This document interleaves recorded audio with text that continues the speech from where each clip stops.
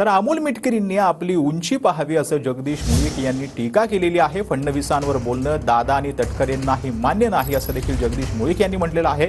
आज अमोल मिटकरींनी ट्विट करत फडणवीसांनी काळे झेंडे जे दाखवले दादांना त्याच्यावर खुलासा फडणवीसांनी करावा अशी टीका केलेली होती आणि विचारणा केलेली होती। त्यानंतर आता भाजपचे आमदार जगदीश मुळीक यांनी अमोल मिटकरींवर टीका केली। तर जगदीश मुळीक यांनी नक्की काय ट्विट केलं ते आपण पाहतो आहोत। ए मिटकरी तुझी पात्रता आहे का फडणवीसांना खुलासा मागण्याची असं जगदीश मुळीक यांनी म्हटलंय। शेवटी तू बाजारू विचारवंतस तुझी पात्रता तेवढ्याच डबक्यात राहणार असं देखील जगदीश मुळीक यांनी म्हटलेलं आहे। अमोल मिटकरींनी आपली उंची पाहावी आणि मग पुढचं पाऊल उचलावं। महायुतीचा धर्म आपण पाळत नाही आहोत, महायुतीचा धर्म आपण पाळायला पाहिजे।